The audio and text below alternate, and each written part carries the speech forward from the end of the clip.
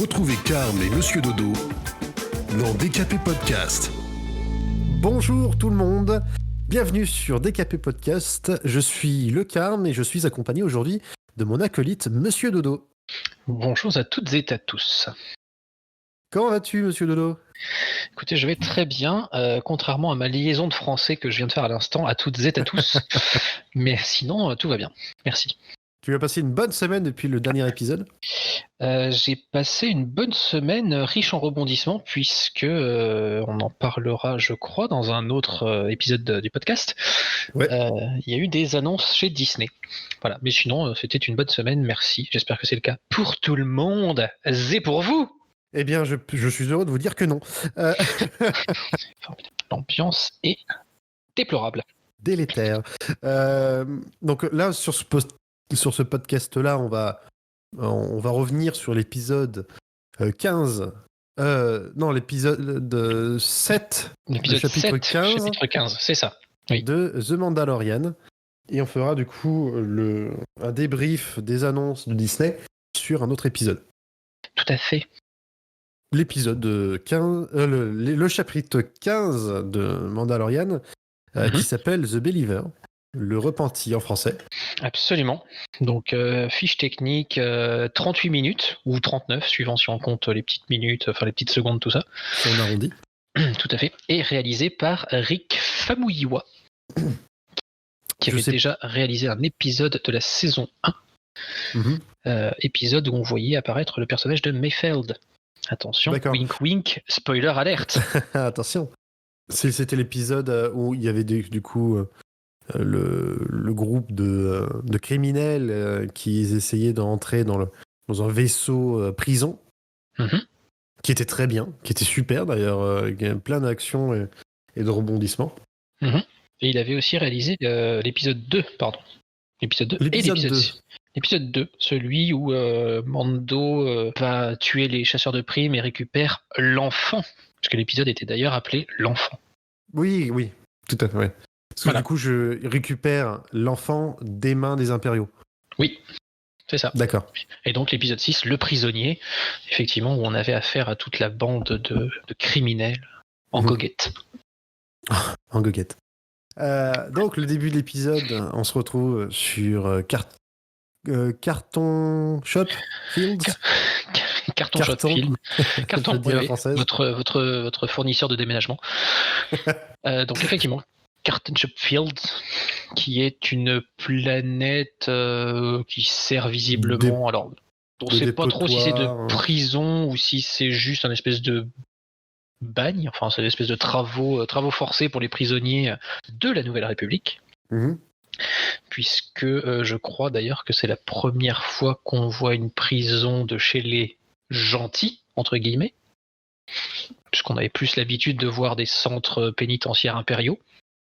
Du coup, l'épisode 6 de la saison 1, on est rentré dans un vaisseau prison, mais à part ça, non. Ouais.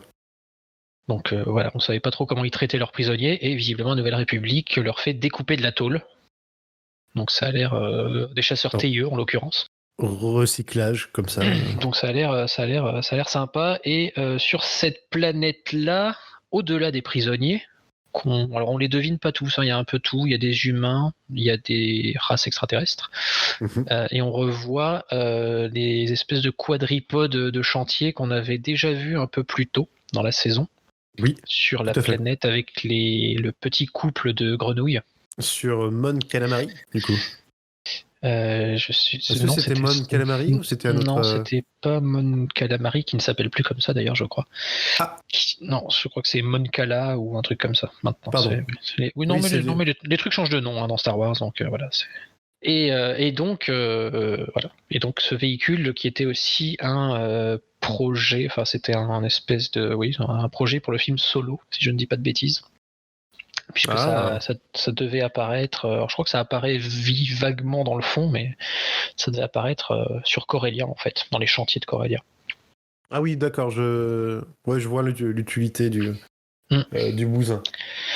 Donc voilà, on retrouve un design connu, qu'on a déjà croisé dans la série. L'ambiance de la planète est plutôt fidèle à ce que c'est censé représenter. Y a pas trop, il fait pas beau, c'est gris. C'est on fait la- pollué, donc c'est ça. jusque-là, il n'y a pas de souci. Et on fait la connaissance d'un droïde pénitentiaire, enfin un droïde Oui. gardien de prisonnier, quoi, C'est ça. qui a l'air tout à fait charmant avec son petit bâton électrique. Mhm. Et donc ça, c'est la scène d'intro. Donc c'est du coup Din Djarin, Cara Dune, Boba Fett, Fennec, qui vont chercher ce brave Mayfeld. Et le sortir de sa prison pour l'amener vers une destination inconnue. Tout à fait. Ensuite, tout de suite d'ailleurs, quand Djarin, le Mando, et tout le monde arrive sur cette planète, petite nouveauté, on retrouve forcément du coup le Slave One et son pilote, Et oui. Boba Fett. Boba. Petite nouveauté, il s'est remis à la peinture, comme on disait du coup l'épisode précédent, puisqu'il a redonné une petite couche de peinture à son armure. Tout à fait. Il a donné une petite couche de peinture. Ça, effectivement, il a rafraîchi son armure. Il avait besoin. Elle avait pris quelques shoots, ouais, effectivement. Donc, du coup, ça fait plaisir, c'est un petit clin d'œil. Genre, ah yes. Ça fait tout propre, oui, effectivement, Et puisque c'est même encore plus propre que dans la trilogie d'origine. C'est ça, c'est ce que j'allais dire, oui, tout à fait. C'est beau de voir qu'il tient encore à son équipement, quoi. Oui, donc on en voit surtout le casque et le plastron. On voit un petit peu le reste, mais bon, pas trop. Et après, il a gardé sa tunique noire en dessous, comme mais elle a l'air un peu plus ajustée que dans l'épisode où on le voyait avant. Ça fait moins mis à la hâte déjà. Bon, je pense qu'il a pris le temps de bien réajuster toutes les pièces dans le vaisseau. Ça fait un peu plus, voilà, moins précipité, quoi. Voilà, ça fait une cohésion sympathique et ça change puisque Boba Fett à l'époque de la trilogie, c'était comme Din Djarin maintenant, comme Django à l'époque, c'était une espèce de combinaison là de flight suit, enfin de combinaison de pilote en dessous, avec les pièces d'armure posées dessus. Et là, effectivement, ça change. Ça fait un style un peu différent, quoi. Il y a les pièces d'armure qui sont posées sur. Ça fait un peu, tunique, un peu robe en dessous. Donc, ça fait un style particulier, mais sympathique. Ma foi, en tout cas, ça m'a donné du baume au cœur de revoir cette armure toute propre et toute belle. Bah ouais, de la découvrir, ouais, effectivement, c'est la première fois qu'on la voit dans cet état. Donc, oui, dans cet état depuis l'épisode 2, quoi. Et oui. Dans un état relativement correct. Oui. On découvre l'intérieur du cockpit aussi de ce bon Fett. Enfin, même plus que le cockpit, vu que maintenant on connaissait que le cockpit, on ne connaissait pas l'intérieur du Slave One. C'est vrai, on en voit un peu plus, on voit l'espèce de pont supérieur, puisque dans le Slave One, visiblement, il y a 2 ponts. Donc il y a le pont où Boba Fett pilote, et le pont qui est au-dessus, ou en dessous. Au-dessus. Selon l'orientation, oui. C'est ça, parce que ça tourne, c'est classe. Oui, mais ça effectivement, tourne, on voit qu'il y a de l'espace et que voilà, il y a l'espace passager, quoi. Il y a de la place pour mettre des prisonniers dans de la carbonite, par exemple. C'est ça, oui. Et on voit le cockpit tourner en fait pour que le poste de pilotage soit dans le même sens que le vaisseau en fait, parce que sinon les mecs se retrouvent assis couchés. En face du mur, c'est pas. Comme on voyait un petit peu dans l'épisode 2 d'ailleurs quand ils décollent. Oui. Ils sont un peu assis couchés. C'est ça. Donc voilà, c'est sympathique. C'est un petit détail, mais ça donne son importance parce que ça devait pas être. Enfin, sans ça, on s'imagine mal comment ça peut être pratique d'avoir un vaisseau pareil. Oui. Mais finalement, c'est bien pensé. L'effet gyroscope. Non, oui, ça change parce que c'est le seul vaisseau qu'on voit qui l'a. Théoriquement, il y a le B-Wing qui est censé avoir un cockpit comme ça qui s'adapte au reste du vaisseau, mais l'intérieur des B-Wing, on les voit pas souvent à part dans certains épisodes de la post-logie qu'on ne citera pas. Voilà. Donc ça, c'est la scène d'intro, donc qui est beaucoup moins mignonne que la précédente. Oui, tout de suite. On n'est pas dans la mignonnerie. On est plus dans ça va limite dans le vif du sujet, quoi, puisqu'on on récupère directement tous les personnages concernés par l'épisode et puis ils partent à l'aventure, quoi. Tout de suite moins mignon, parce qu'on va le dire tout de suite, Grogu est absent de l'épisode. On ne le voit à aucun moment. On ne le voit pas du tout. Effectivement, il est très certainement en train de faire la sieste dans sa geôle. C'est là où on l'a laissé. C'est ça. C'est pas... Bon, après, la série s'appelle The Mandalorian. Hein. Oui. Si on voit plus Mando que Baby Yoda, c'est relativement normal. Et même 2 pour le prix d'un maintenant, parce qu'il y a Boba. Donc, Tout à fait, oui. Non, il y a 2 Mandalorian maintenant. Donc, notre petite équipe de personnages Star Wars se dirige vers la planète Morak, suite aux informations que leur donne Mayfield. Oui, c'est ça. Puisque, alors, du coup, eux, ils étaient partis avec l'idée de récupérer, de chercher le croiseur de Gaiden. C'est ça. Et Mayfield leur dit que pour le retrouver, il lui faut un terminal impérial et que du coup, il y en a un sur la planète Morak. Voilà. Donc les autres, Din Djarin dit il n'y a rien sur Morak. Et on apprend que c'est faux, qu'il y a une raffinerie de ridonium, que c'est un complexe un peu secret, comme à peu près tous les complexes qu'on voit depuis le début de la série. Hein. Même celui sur Nevarro, ça avait l'air abandonné et puis ça l'était pas. Pas du tout. Oui. Donc direction Morak, donc pas fausse joie, non. Disons que on sait que la conclusion va être une confrontation avec Gaiden sur le croiseur, ou presque. On s'en doute. On se doute que ça va partir un peu là-dessus, et c'est toujours pas pour tout de suite. Donc voilà. Mm-hmm. Donc, encore une étape avant d'y arriver. C'est ça. Il nous reste un épisode pour conclure. Enfin, un épisode, c'est officiel. Il reste un épisode avant de conclure la saison 2. C'est le prochain. Le prochain, c'est le dernier, l'épisode 8 de la saison, effectivement, chapitre 16. Donc. On va voir comment ça se passe. J'espère que l'épisode sera plus long que les 2 derniers. Oui, c'est vrai que là, les deux sont assez courts. Oui, assez courts. Hein. On est à 30, à peu près 30 et 35 minutes d'épisode, si on enlève les récaps, les génériques et tout ça. Et voilà. Au final, si c'est une trentaine de minutes, ça serait assez court finalement pour conclure la saison. Surtout avec l'enjeu qu'ils ont mis en place jusqu'à maintenant. Ça peut être court, après ça dépend comment ça se passe. Parce que là, c'est sûr. On va pas révéler. Bon, peut-être que les gens qui nous écoutent ont déjà vu l'épisode, on s'en doute. Mais la fin de l'épisode, normalement, il n'y a plus d'étape entre les deux. Enfin, il n'y a plus d'étape entre la fin de l'épisode, entre la fin du chapitre 15 et la confrontation finale, il ne devrait pas y avoir d'étape. Donc si c'est 30 minutes de confrontation, ma foi, ça peut suffire. Si c'est action, si c'est full action non-stop, voilà, il n'y a peut-être pas besoin d'en faire 45 minutes. Mais c'est vrai. Mais on bouderait pas non plus si ça en fait 45. Hein. Oh non, au contraire. si c'est bien fait, hein, on est plutôt. C'est vrai que avoir plus long pour au final avoir un épisode un peu bancal. Oui, ce serait un peu dommage. On est d'accord. Alors dans cet épisode, on revoit du coup un véhicule impérial qu'on a vu dans Rogue One notamment. Oui. Et pour les plus vieux dans du jeu de rôle à l'époque. Oui. Il y a quelques nombreuses années. J'ai mangé le nom. Le Juggernaut. Ah, le jeu, c'était. Moi, je l'ai découvert dans le jeu de rôle Star Wars D6, en fait. D'accord.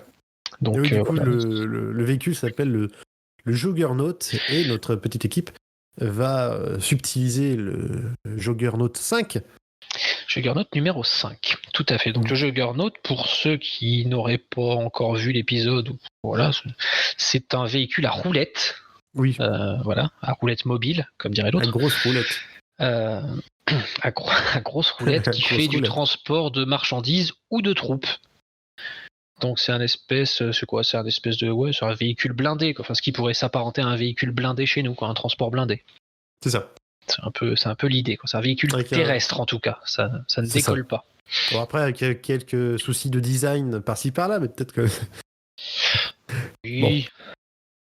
Parce que du coup, ce véhicule transporte le ce que tu disais tout à l'heure, j'ai mangé ridonium. le ridonium, merci. Tout à fait, qui est une matière hautement explosive. On ne sait pas trop à quoi ça sert à paraître explosif, mais voilà. Hautement instable et tout à fait explosif, donc peut-être du carburant, une sorte de carburant. C'est ça. Du coup, ce véhicule transporte ce machin. Ce ridonium, ça s'appelle toujours ridonium, j'ai toujours du mal avec ce nom-là. Le ridonium est stocké sur le dessus du véhicule, mais accessible avec des trappes. Oui. Pas du tout sécurisées. Pas du tout sécurisé. C'est ce qu'on va voir effectivement un peu plus tard. On va voir ça plus tard. C'est pas ultra sécurisé comme truc, quoi. C'est vraiment l'empire à son meilleur niveau. Ensuite, du coup, Mando change d'équipement pour pouvoir s'infiltrer dans la base. Et c'est une nouveauté. Parce que c'est la première fois qu'on voit son personnage avec autre chose que sa tenue, son armure mandalorienne. Tout à fait, oui. Enfin, sauf si on accepte les flashbacks où il est tout petit. Effectivement. Je l'accepte pas. Je laisse ça de côté. Très, très bien, n'acceptons pas. Donc, effectivement, il change d'armure et il prend donc la tenue, puisque c'est plus une tenue qu'une armure. Tout à fait. Hein, voilà. La tenue des troopers. Alors encore une fois, pareil, c'est censé être des troopers, mais c'est surtout un pilote et un copilote de transport en fait. Donc, c'est une tenue de troopers destinée au pilotage de véhicules, ça ou... Alors, moi, je ne semble pas avoir reconnu tout à fait. C'est une sorte de mélange entre le Short Trooper de Rogue One et... C'est ça, ils ont un casque un peu qui ressemble au Short Trooper. L'armure est sombre, donc ça va avec la couleur du véhicule. Donc c'est très certainement une espèce de corps d'armée qui est dédié au transport et aux véhicules. Parce qu'il ne semblait pas déjà l'avoir vu, cette tenue-là, encore. Il me semble pas non plus. Mais ça s'est très bien intégré, puisque je ne me suis pas posé la question lors du visionnage de l'épisode.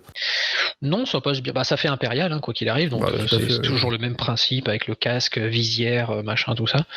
Et l'espèce de gros plastron, là, assez long. Voilà, c'est une tenue assez sympathique visuellement. Oui. J'aime beaucoup les tenues impériales, et souvenez-vous, les impériaux n'ont rien fait de mal. Non, évidemment. Évidemment. Donc changement d'armure et petit passage sociabilité, avec Mayfeld, puisque Mayfeld dans l'épisode où on l'a connu, donc l'épisode 6, enfin chapitre 6 du coup, puisque c'était en saison 1. Tout à fait. Il était un peu, comment dire, un peu lourdingue, un peu lourdingue, un peu un con. Ouais, voilà, c'est ça. C'est une espèce de prétentieux lourdingue. Voilà. Donc il est toujours un peu lourdingue, mais on sent qu'il veut initier un dialogue. Enfin, est-ce que c'est en remerciement parce que, mine de rien, c'est grâce à Mando qu'il est sorti de sa prison, même si c'est pas trop où il va encore. Mais voilà. C'est parce justement qu'il est allé en prison que il veut pas se refrotter durement à Mando, que du coup C'est possible aussi. Donc il essaye effectivement d'initier la discussion, justement sur l'armure, en lui disant que voilà. Tu sais, on respire mieux avec, sans, je veux dire. On respire mieux sans. Puis il lui parle de sa morale aussi, du fait que ses valeurs ont changé, puisqu'au début le Mando voulait pas enlever son casque. Après, ça voulait visiblement, il lui dit, du coup, c'est plus vraiment enlever son casque, c'est ne plus montrer son visage, puisque fatalement, il a enlevé son casque, puisqu'il a changé de casque. Donc, il y a quelque chose comme ça qui, ça nous parle de l'évolution du personnage du Mandalorien, sans que ce soit le Mandalorien qui fasse l'action. C'est vrai, parce que le Mandalorien, dans l'échange, finalement, ne parle pas beaucoup. Il parle pas.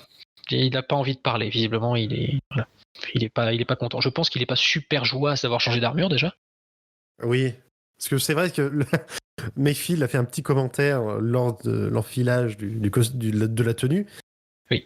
Le mec avant lui transpirait beaucoup. Ça doit pas être très agréable du coup de rentrer dans une tenue. Non, ça doit pas être top. C'est comme passer après quelqu'un aux toilettes. Le siège est chaud. Ça fait bizarre. C'est une comparaison délicieuse. Je vous en prie. C'est comme ça décapé. Hein, lâchez un pouce bleu. Voilà, merci. Un pouce bleu. Oui, du coup, ça doit pas être très agréable. D'ailleurs, j'ai remarqué un petit quelque chose, Oui. c'est que on voit l'acteur de Din Djarin à travers le casque. Jusqu'à Mhm. maintenant, il y avait, enfin, en tout cas, jusqu'à pas très longtemps, il était joué par des cascadeurs en fait, The Mhm. Mando. Et là, j'ai trouvé ça sympa. On voit un petit peu les yeux et la forme du visage de Din Djarin à travers le masque, enfin le casque. Très bien. Effectivement, Voilà. ouais, sur quelques petites secondes, oui, on voit qu'à travers la visière du casque, ça Mhm. laisse voir le visage. C'est vrai. D'ailleurs, alors, je fais un petit aparté.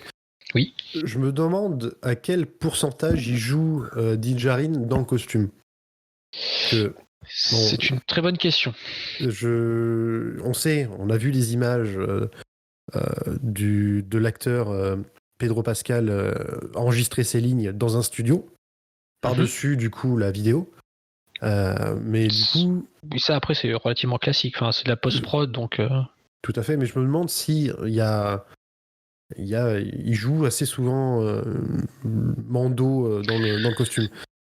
c'est une bonne question. Est-ce que c'est Robert Downey Jr. Est-ce que Est-ce que, qui lui est-ce que pour le c'est coup Tom n'est pas Cruise souvent dans la tenue de Iron Man, hein, Non, clairement pas. mais il y avait.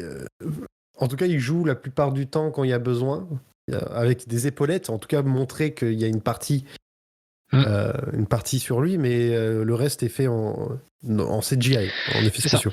Ouais. Mais il me semblait pour la saison 1 que Bryce Dallas Howard, donc Mhm.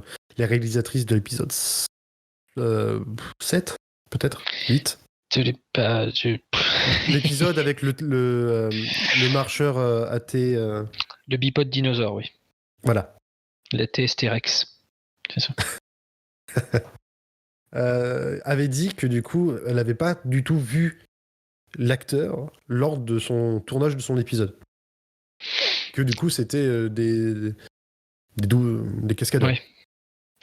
Bah après, c'est vrai qu'à partir du moment où il montre jamais son visage, jouer sur la démarche du personnage, c'est pas difficile parce qu'un cascadeur ou une doublure peut tout à fait reprendre la démarche de l'acteur principal. Tout à fait. Ça se travaille. Et puis après, Oui, le bien sûr. reste, c'est juste une question de voix à poser en post-prod. Donc effectivement, tant qu'on voit pas son visage, on peut mettre n'importe qui dedans, quoi. Enfin, ça pourrait être le prince Harry et ça pourrait être Hayden Christensen. Bref, voilà, ça pourrait être n'importe qui. Voilà, petite scène Voilà, fin sympathique. de. Même si c'est un monologue avec, oui, on reprend, pardon, le cours normal de notre émission. Oui. Même si c'est plus un monologue qu'un véritable échange, on en apprend. Enfin voilà, on Un peu sent que plus ça fait sur Mayfield. réfléchir sur Mayfeld et sur Mandalorian. On se dit, oui, effectivement, il a changé un peu son fusil d'épaule. Excellente expression mandalorienne. Voilà. Avec voilà, c'est la façon qu'il a de vivre son credo qui change un peu. On sent déjà qu'il avait été perturbé en rencontrant Bo-Katan. Tout à fait. Donc on sent qu'il y a quelque chose où il se dit tiens, visiblement par moment il faut savoir sacrifier ses valeurs ou son credo pour une mission, quoi. Tout à fait. Et ça, je pense qu'on le verra un peu plus tard. Tout à fait. Tout à fait.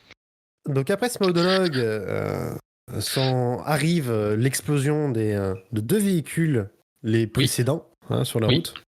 Deux autres transports, effectivement. Alors Donc on qu'on voit ne voit pas. Enfin, on voit les explosions, mais on voit pas les autres véhicules.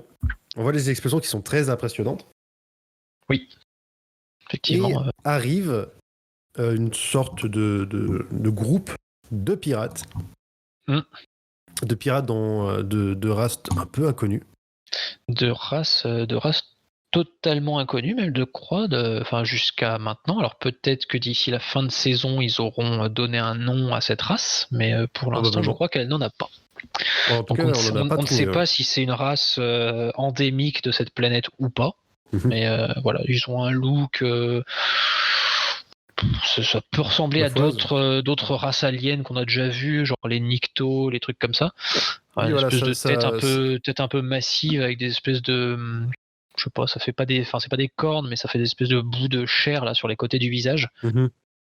Donc ouais, ils font antipathique un peu, quoi. On s'attend pas à avoir cette tête avec quelqu'un de gentil. Ça peut arriver, mais Oui, l'instant. c'est sûr. Mais après, ça change pas trop de l'esprit déjà de Star Wars. Ça change, non, c'est vrai. Ça s'intègre plutôt pas trop mal. Ça s'intègre plutôt bien. Ils viennent sur un skiff ou un esquif en français, je crois. Donc un espèce d'une petite barge volante, quoi. Mhm. Et alors on comprend pas ultra bien leur motivation, puisqu'en fait ils veulent rien voler. Visiblement ils veulent juste détruire. Tout à fait. C'est surtout qu'apparemment, sur la planète Morak, les habitants naturels de la planète sont humains. Donc, Et on en voit d'ailleurs dans un espèce de tout petit hameau là, de tout petit village traversé par oui, par le véhicule. Juggernaut. Ouais. Tout à fait. Donc c'est même pas un village. Enfin, ça fait vraiment. Il y a 3 maisons et des gens qui les regardent un peu en mode, voilà quoi. Comme dit d'ailleurs Mayfeld, ils les regardent comme on regarde des envahisseurs, quoi. C'est ça. Ça a été colonisé. C'était colonisé par l'Empire. Alors le rhydonium, effectivement, vu qu'on connaissait pas la planète, on savait pas que le rhydonium était extrait aussi sur cette planète. Mhm. Donc voilà, on sait pas. Peut-être que les pirates sont aussi une race de la planète qui se dit bon voilà, on en a marre que ces gens pillent nos ressources. Du coup, on les fait exploser.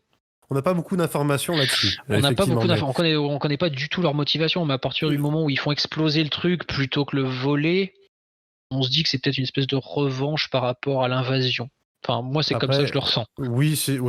Ça fait Après, il y a pas d'autres- on veut voler pour le revendre, quoi. Non, il y a d'autres théories. Enfin, moi, j'ai une autre théorie. C'est quelle est-elle empêcher les. Pardon? Quelle est-elle? Je vais vous le dire. Attendez une minute. Arrêtez de m'agresser. Que c'est pour empêcher l'Empire d'utiliser ce rhydonium pour le revendre à plus cher de leur côté. Détruire la concurrence. Ah, ouais. Mais pourquoi ils le voleraient pas si c'est pour le revendre? Juste le détruire comme ça? Parce qu'ils n'ont pas l'air d'avoir de blaster. Ils n'ont que des détonateurs thermiques et des bâtons. C'est ça. Donc c'est un peu bête. On sait pourquoi ils viennent visiblement, pour faire exploser les trucs. Après, bon, Voilà, donc ils ont un but, c'est les faire péter. c'est les faire péter et n'ont visiblement pas l'habitude de tomber sur des troopers Des gens qui savent utiliser un blaster. qui savent se battre. Voilà. D'habitude, c'est plutôt des mecs qui se laissent faire et qui explosent visiblement. C'est ça. Donc on a une bonne petite scène quand même, une espèce de poursuite, hein, plus ou moins, on peut dire ça, qui est très plaisante à regarder. Qui est plaisante à regarder, qui fait un peu jeu vidéo, c'est-à-dire qu'au début on voit un skiff, ça se bat, après on voit 2 skiffs, puis après ça fait des vagues d'ennemis en fait. Et au début ils viennent pas nombreux, en pensant certainement que ça sera comme d'habitude et qu'ils y arriveront. Mais ça se passe pas comme ça parce que, alors, du coup, Mayfeld conduit le Juggernaut et c'est Din Djarin qui sort et qui tire au blaster d'abord, qui ensuite n'a plus de cartouche, qui n'a plus de gaz dans son blaster. Donc il fait ce qu'il fait le mieux, c'est-à-dire mettre des gros coups de tatane, des grandes baffes dans la tronche des pirates. Il met les pieds où il veut et c'est souvent dans la gueule. Exactement. Et du coup, il se sert aussi d'un des bâtons des pirates, donc on a hâte qu'il se serve de sa lance en bescar. Donc voilà, on sait qu'il sait se battre avec des bâtons. Tout à fait. Et c'est là qu'on revient aussi sur le fait donc, que le transport est super protégé, puisqu'il suffit de faire levier avec un bâton pour ouvrir la trappe à rhydonium. Oui, donc c'est un peu Donc il n'y a pas de verrou, il n'y a pas de code, il n'y a pas de blindage particulier, c'est juste on ouvre la trappe avec un bâton. Voilà, donc c'est hautement explosif, hein, on le rappelle. Évidemment, et c'est précieux. En plus, donc bon. Toutes les raisons pour ne pas protéger le truc, sachant visiblement ils ont plutôt l'habitude de se faire attaquer. Oui, visiblement, parce qu'il y a 2 véhicules qui ont explosé juste avant, donc... Oui, et puis avant les explosions, on voit même d'autres épaves. Donc oui. Voilà. Bon, après, ça reste l'Empire, hein, visiblement. Ils considèrent que les autres, c'est des bouseux, donc ils n'ont pas besoin de protéger leur truc. Bon, après, ça doit être des problèmes d'administration, hein, comme d'hab. Mais... Exact, c'est toujours la faute de l'administration, de toute façon. Mais voilà, donc ils n'ont pas les moyens d'avoir des verrous, comme ils n'ont pas les moyens d'avoir des armures solides. Tout à fait, j'allais faire la transition. Exactement. Merci, monsieur Dodo. Je vous en prie. On peut voir effectivement que Mando n'a pas l'habitude de porter une armure en fait en plastique, Clairement, oui. puisque c'était quoi? C'est son épaulière. C'est côté bras gauche, ouais, il me semble. Voilà, c'est bon. Il y a de l'équipement qui saute en l'air, qui explose suite à un coup des pirates. Oui. Et on craint. Enfin, moi, je me suis dit, est-ce qu'à un moment donné, ça va pas faire péter le casque et du coup, on va voir sa tête? Eh ben non. Eh ben non. Parce que Le casque reste au fil du bien combat, vissé au fil du combat, il y a un moment au sol avec un mec qui touche le casque. Enfin, C'est vrai que je me suis posé la même question c'est à ce pour faire moment-là. un peu monter la tension, je pense, parce qu'on se dit, ah, il a changé de casque, est-ce qu'on va voir sa tête? C'est bizarre. Enfin, tu vois, eh ben non, on voit pas sa Finalement, tête. non. On voit pas sa tête. Au final, les pirates sont tous défoncés. Parce que il y en a pas qui partent en fait. Voilà, c'est vraiment jeu vidéo. C'est-à-dire que les mecs attaquent jusqu'à la mort. Il y en a pas un qui se dit oulala c'est dangereux, on fait demi-tour. Ce mec est vachement trop fort, on va le laisser passer. Ils y vont. Il y en a un qui parvient à mettre un petit détonateur thermique dans le rhédonium. Oui. Mais il a dû choisir le mauvais modèle de détonateur. C'est celui qui met 10 minutes à exploser. Voilà. C'est vrai. Autant le premier à vouloir en balancer un, il avait pris le modèle 10 secondes. Autant l'autre, là, il a pris le modèle 10 minutes. Donc il le pose, il se passe rien.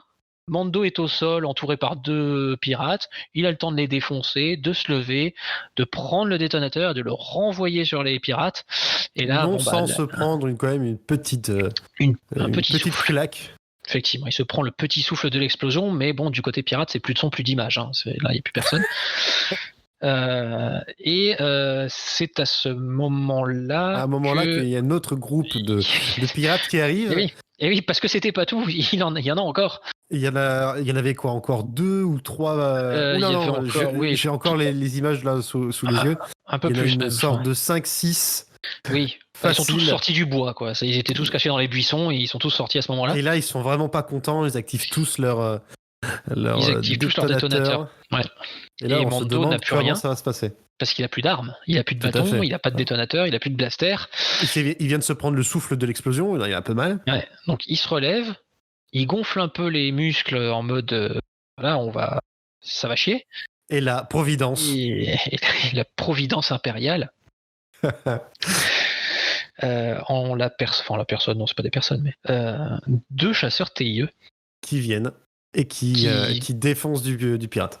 C'est ça, voilà. C'est assez mignon. Autant dans l'histoire, on est censé savoir que bon, les Stormtroopers, c'est les méchants, tout ça. Mais ça fait... on est content de voir ces chasseurs TIE sauver nos soldats impériaux. Les ennemis de mes ennemis sont mes amis, quoi. C'est des méchants qui tirent sur d'autres méchants. Donc c'est plutôt satisfaisant. Puis, alors ça humanise pas l'Empire. Je pense pas que ce soit le but de la série en plus d'humaniser l'Empire. Non, peut-être pas la série, mais de la séquence peut-être. La séquence qui suit en tout cas. Mais ouais, de cette séquence-là en tout cas, on se dit bon. Il y a quand même des gens sous les armures qui sont pas là uniquement pour meuler de l'innocent à tour de bras. Mais bon, ça dure pas longtemps, parce qu'on se rend bien compte qu'ils sont là quand même pour. Ça dure pas très longtemps, mais on voit que le peuple et la planète. Mais bon.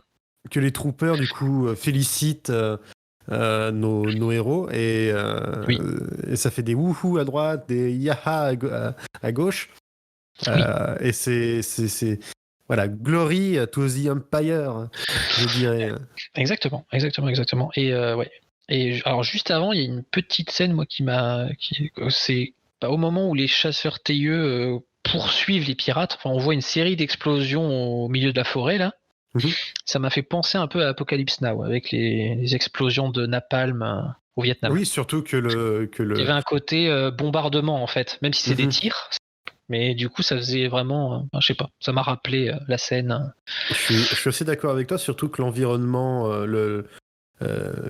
verdoyant, luxuriant de la planète donne bien cet effet-là. Ça accentue. Ça fait un peu exotique côté Asie du Sud-Est. On voit que la population humaine est plutôt typée asiatique aussi. Donc voilà, c'est une espèce de concept. Après, c'est peut-être du méta, hein, c'est peut-être une critique de, je sais pas, des Américains au Vietnam. Peut-être. On ne sait pas, c'est quelque chose. En tout C'est cas, vrai je pense que ça on a parlé de colonialisme un petit peu juste avant. C'est ça. Donc oui, peut-être, ça peut être le cas. Oui, puisque Meffel, lui, il est un peu pas anarchiste, mais il est un peu désabusé, quoi. Il dit pour la République ou l'Empire, au final, c'est la même chose, quoi. C'est juste des envahisseurs sur des endroits, enfin, dans des endroits qui leur appartiennent pas. Oui, Donc, donc voilà. ça, Il y a quand même un petit message politique derrière. C'est encore une fois, voilà, c'est pas le but principal de la série, je pense. C'était un peu aussi l'esprit la manière de penser des soldats dirigés vers le Vietnam à cette époque-là aussi. Ils étaient un peu désabusés par la guerre et ils comprenaient pas vraiment pourquoi.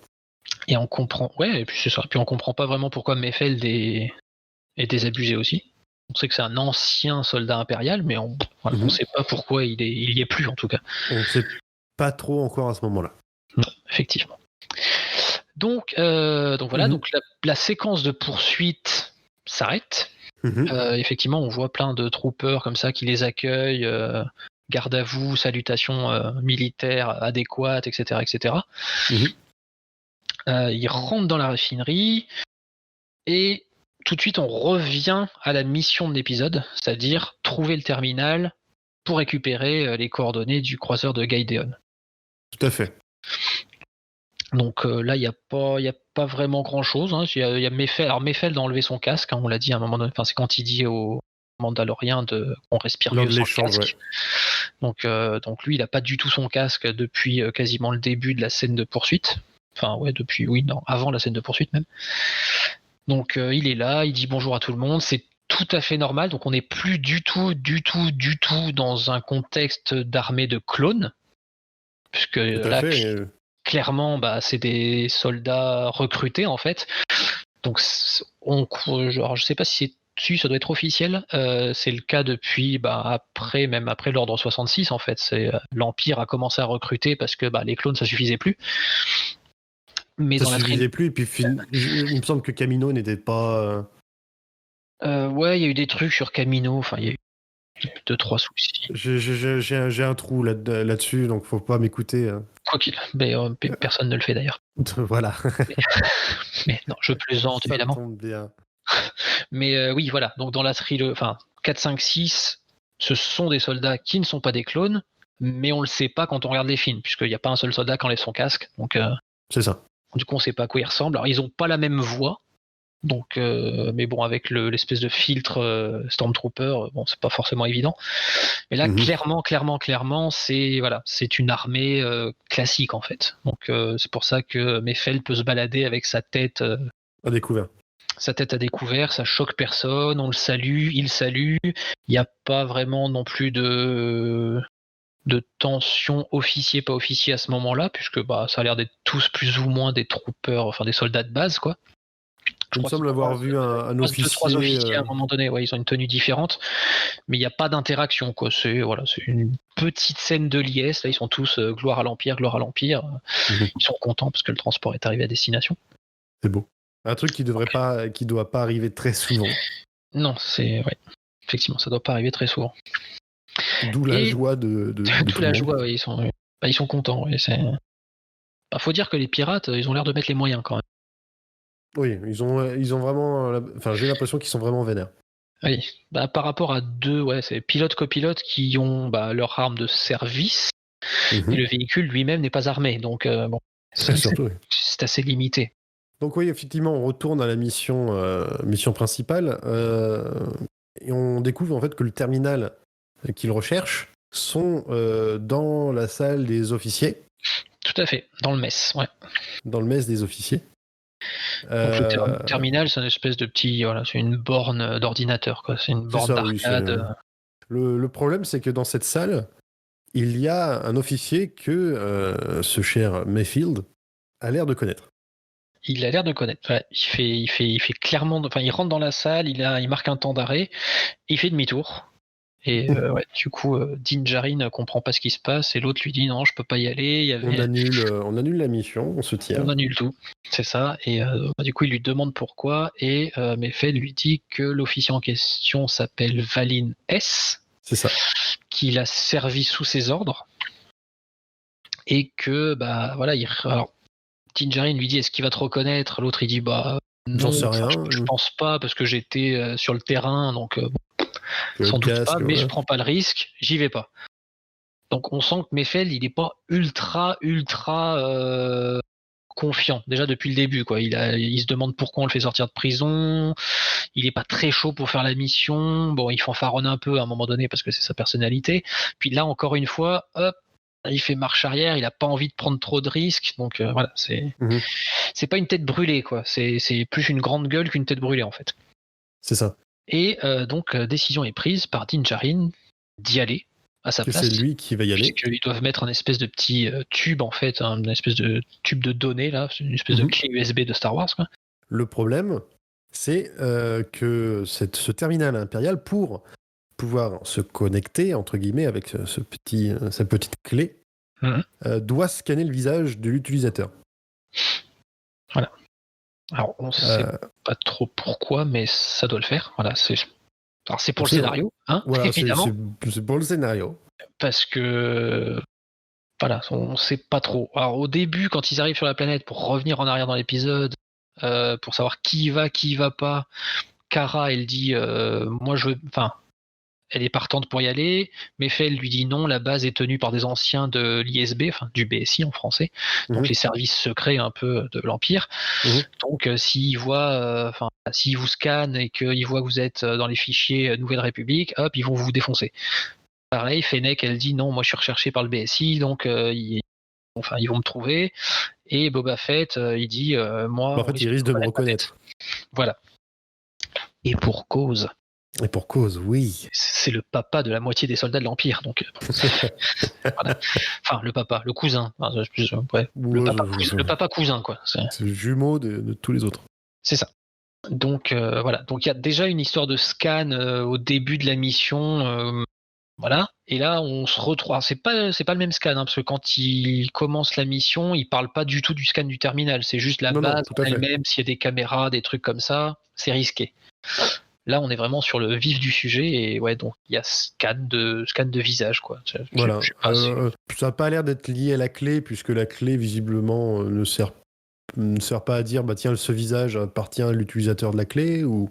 C'est ça. La clé, ça a l'air d'être juste une clé quoi. Voilà, donc non, c'est juste juste sincèrement pour le scénario. Voilà. Alors pour l'instant, on pense que c'est pour le scénario, parce que, moi, quand j'ai vu le truc, je me suis dit, si ça scanne les visages, c'est que ça doit autoriser uniquement les visages qui sont impériaux. Tu vois, genre les officiers, les soldats. Si ça reconnaît, je pense que si Kara, par exemple, elle y va, le visage de Kara, il doit être recherché, tu vois. Donc je me suis dit, c'est peut-être une espèce de truc qui s'active en mode reconnaissance faciale de tous les impériaux. Recherche des dossiers. D'accord. Bonjour la haute autorité à la transparence ou je sais pas quoi. Big Brother. C'est ça. Donc là, ça veut dire qu'il y a potentiellement des milliards d'individus qui sont fichés par leur visage. Pourquoi pas. Ça donc, le cas. Din Djarin y va. Oui. Il insère la clé et il se fait scanner le casque. Pour commencer, oui. Donc on sent que le mec est pas ultra fut de la technologie. Donc on ultra chaud du fait d'enlever son casque. Oui, alors je sais pas s'il pensait réellement que se faire scanner le casque, ça allait autoriser le truc quand même. C'est vrai que tu marques un point quand même. Ouais. Peut-être qu'il est pas futé, mais voilà. Déjà, et puis pareil, et du coup on voit que l'officier, donc Valin S, le regarde du coin de l'œil en mode qu'est-ce qu'il fait celui-là, il se fait scanner le casque, il va pas bien quoi. Et donc ça ne marche pas à la surprise générale. Et le scanner est en mode alerte, il vous reste 10 secondes pour vous refaire scanner la tronche. Et c'est là à quoi Valin S commence à l'appeler Trooper. Je crois qu'il l'appelle un tout petit peu après, donc c'est juste dès qu'il se fait scanner le... Il me semblait que c'était à partir du moment où ça commençait à biper, justement, il y a une tension qui C'est émanait. ouais. Mais bon, Suite à quoi il se refait scanner le visage. il se fait scanner le visage. Oui, puisqu'il enlève son casque. Il enlève son casque pour la 2e fois de la série. Waouh. Une fois par saison. Et la première fois, c'était devant un droïde. Oui, donc on l'avait. Personne vraiment Oui. d'organique ne l'avait vu. C'est ça, puisqu'il lui disait personne de vivant, ou un truc comme ça, ne doit me voir sans casque. Et le droïde lui avait dit, mais moi je suis pas vivant, je suis pas. Voilà. T'es con. Donc ça craint rien, c'est bon, t'inquiète pas. Et là, voilà, on en revient au côté sacrifice pour la mission. Donc c'est vraiment l'enfant, gros goût. Ça lui tient tellement à cœur. Il sacrifie son credo afin de sauver son petit ami vert. Ça lui tient tellement à cœur que voilà, il hésite pas. Enfin, il hésite pas. Si, il hésite un peu, mais voilà, quelques secondes et puis il se rend compte que de toute façon, il a pas le choix. Donc, ça sert à rien de. Il le fait. Et donc, son visage se fait scanner et il a accès au terminal. Donc, c'est pour ça que, suivant ma théorie, c'est pas vraiment une théorie, mais je me dis si ça scanne que les visages connus de l'Empire et pas genre toute la population galactique, parce que là, pour le coup, ce serait vraiment énormissime. Ça voudrait dire que son visage est connu. Alors ça veut pas dire qu'il est impérial, qu'il a été officier ou quoi que ce soit, puisque bon, après ce qu'on apprend depuis le début de la série, il a pas vraiment l'air d'avoir un passif impérial, même si le Moff Gideon connaît son vrai nom. Oui, c'est vrai. Et il le sort de son chapeau, le nom, parce que nous on le connaît pas. Donc, Din Djarin, hop là, voilà, je te connais par ton nom. Donc, est-ce qu'il a déjà eu affaire à l'Empire ? Est-ce qu'il a été utilisé par l'Empire ? On ne sait pas trop, sachant qu'on a appris aussi en saison 2 qu'il était plutôt du côté de la Death Watch, donc les Mandaloriens qui ont travaillé avec l'Empire. Il y a peut-être quelque chose. Tu marques des points, là. J'avais pas pensé du tout à tout ça. Moi, je pensais au fait que peut-être dans la saison 3, Gideon essayerait de retrouver un Mando et que le terminal pourrait l'aider à savoir à quoi il ressemble finalement en regardant dans l'historique des recherches. C'est possible. Donc, du moins, tout ce qu'on voit jusqu'ici, oui, c'est possible. Si jamais il le voit pas plus tard, son visage, oui, ce serait possible aussi. Oui, c'est vrai que c'est une possibilité, ça aussi. Dans le prochain épisode. Après, se battre sans son casque, bon, ce serait un peu stupide. Ça reste du Beskar et ça a l'air quand même utile. On peut lui tirer dans la tête, il craint rien, donc ça va. Voilà. Au pire, il a un hématome, quoi. Donc ça va, pas grand-chose. Mais voilà, je remis la théorie de part vers moi. Je me dis, c'est possible qu'à un moment donné, il ait pu être considéré comme agent de l'Empire. Avec la Death Watch, avec tout ça, machin, peut-être. Voilà. Peut-être que je fais fausse route et que c'est un cul-de-sac et que c'est pas du tout ça et que c'est juste ok, je scanne ta tête et en gros t'es pas recherché. Donc du coup, hop, t'as accès, mais ça veut dire que n'importe qui aurait accès à un terminal impérial du moment qu'il est pas recherché. Ça me paraît un peu plus peut-être un peu plus possible. Tu penses cette théorie-là, ouais. Parce que du coup, si s'il y a à voir avec un peu les impériaux, les Mandaloriens, pardon, de la planète Nevarro, n'auraient pas été exterminés par les impériaux. Enfin, il y aurait eu il y aurait eu quelque chose finalement. Après, oui, c'est possible aussi. Après, ça reste des impériaux. Les impériaux, ils s'en foutent de tuer leurs propres alliés. Donc, ils ont rien fait de mal. Au final, la Death Watch, c'est les alliés de l'Empire pour le siège de Mandalore, enfin pour la bataille Mandalore. C'est pas leurs alliés dans toute la galaxie. Donc, voilà, faut voir. Faut voir. Donc il se fait scanner, il a accès au truc, on voit le joli petit dessin du croiseur de classe Architens, on voit une espèce de plan de la galaxie, mais alors ultra grossier, quoi. C'est une espèce de cible avec un secteur, machin, tout ça. Donc on comprend rien, mais on comprend qu'il a les coordonnées en gros. Sauf que il se fait tapé sur l'épaule par Oui. ce fameux Valin S qui lui dit réponds plus vite Mm. quand t'adresses la parole. C'est ça. C'est ça. Surtout de la part d'un officier supérieur. Tout à fait. Surtout.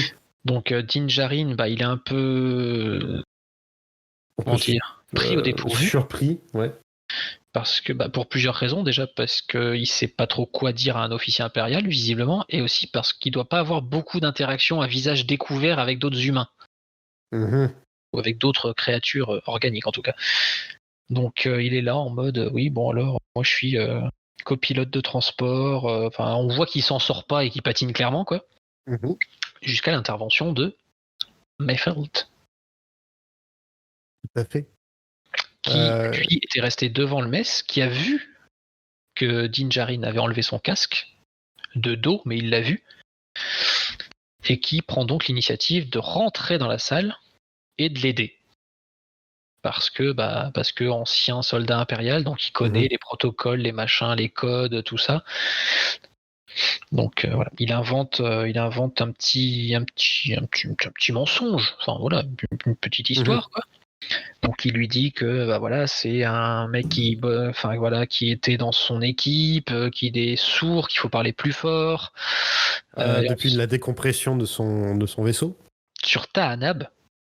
Sur Tahanab, planète dont on entend parler dans le Retour du Jedi, avec les exploits de Lando Calrissian durant la bataille de Tahanab. C'est pour ça qu'il a été nommé général.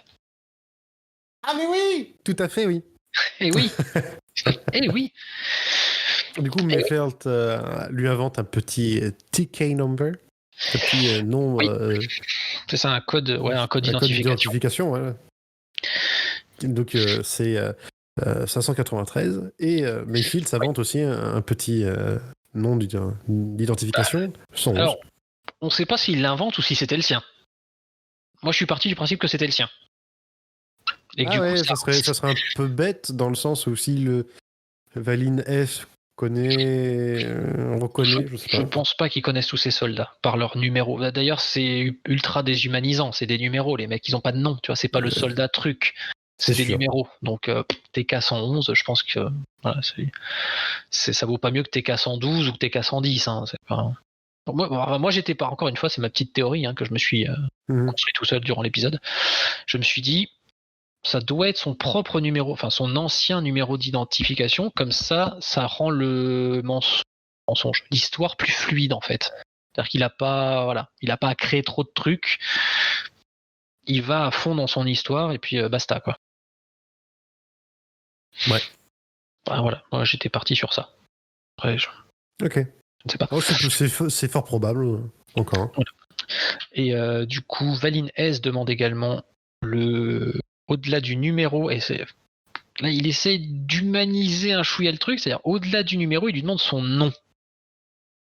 Parce que, alors je crois dans l'histoire que Mayfeld raconte, il dit que le Din Djarin est son officier supérieur. Enfin, c'est son chef, en fait. Donc, vu que c'est censé être un chef, il est censé avoir un nom, en plus de son numéro d'identification. Alors que le trooper de base, lui, il n'a pas de nom. On s'en fout. Donc, il lui demande son nom. Nouveau moment, passage à vide de Din Djarin, parce que, un nom de soldat, lui, ça lui vient pas. Et donc Mayfeld lui dit non, mais on l'appelle Brown Eyes, donc yeux marrons. C'est ça. Ce qui est pas faux. Ce qui est pas faux, ce qui a pas l'air de faire tiquer Valin S. Alors je trouve ça bizarre qu'un soldat puisse appeler son officier supérieur par un surnom et pas par un nom. Mais bon, après tout, c'est la guerre, les surnoms, ça marche aussi. Donc pourquoi pas. En tout cas, ça a l'air suffisamment convaincant pour que Valin S soit en mode ok, moi je vous offre à boire. Voilà, c'est pas un grand oui, c'est pas un grand ah ouais, je vous crois. Mais c'est pas non plus quoi, c'est un espèce de ouais, ok. Vous êtes chelous tous les deux là, mais ça va, ça passe. Et puis de toute façon, effectivement, il les invite à boire un verre puisque il leur dit vous êtes le seul transport à être arrivé à destination aujourd'hui. Donc voilà, donc pour les remercier, ils vont trinquer. S'ensuit une discussion qui commence à s'envenimer peut-être un petit peu sur l'opération Cinder. C'est ça, Opération Cendre en français. L'Opération Cendre, on la retrouve dans des comics, dans des romans, et on la retrouve dans Battlefront 2, le jeu vidéo. D'accord. Ça fait partie de la campagne solo de Battlefront 2. Et l'Opération Cendre, en quelques mots, ce sont les dernières directives de Palpatine. C'est-à-dire que Palpatine a dit, si je viens à mourir, l'Empire, ça n'a pas de sens. C'est l'Empire sans moi, ça n'existe pas. Il n'y a pas besoin. Donc le but, c'est détruisez tout, foutez le chaos, détruisez l'Empire, détruisez la République, enfin, la République non, mais la rébellion, quoi. Donc détruisez tout. Et pour ce faire, ils utilisent des espèces de vaisseaux, machines géantes qui, en fait, bouleversent le climat des planètes. Donc, voilà.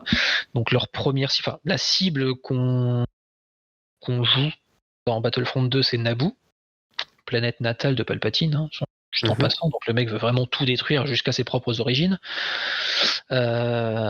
Et il y a plusieurs planètes comme ça où effectivement il y a des vaisseaux de l'Empire qui se mettent en orbite, là, des espèces de satellites, stations, machin, qui dérèglent le climat. Ça provoque des ouragans, des raz-de-marée, des tsunamis, des machins, des trucs comme ça. Et donc voilà, ça c'est l'opération Cinder telle qu'elle est prévue. Alors elle se déroule pas à merveille partout, hein, puisque dans Battlefront 2, on met à mal le truc.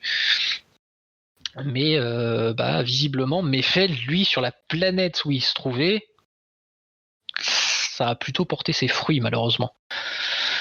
Ça a l'air de l'avoir traumatisé, effectivement. Ça a l'air de l'avoir traumatisé. Donc là, dans la discussion, Mayfeld dit à Valin S qu'il a servi sous ses ordres, que c'était en gros l'officier en charge de l'opération sur la planète où il se trouvait. Il lui dit, il lui reproche que l'Empire a tué des milliers d'impériaux déjà, c'est-à-dire les soldats sur place, les officiers sur place, tout ça, plus les innocents. Valin S, il est plutôt dans une belle caricature d'officier impérial, c'est-à-dire qu'il s'en bat les reins. Il dit il fallait le faire, donc les gens qui sont morts pour l'Empire là-bas, c'est des héros de l'Empire. Ouais, ils sont morts pour... Voilà, ils sont morts pour la cause. Moi, ça me gêne pas de tuer 10 000 personnes si c'est pour la gloire de l'Empire, quoi. Voilà, il fallait le faire, je l'ai fait. Et en plus, du coup, on les a survécu. Enfin, on a survécu à l'événement, quoi.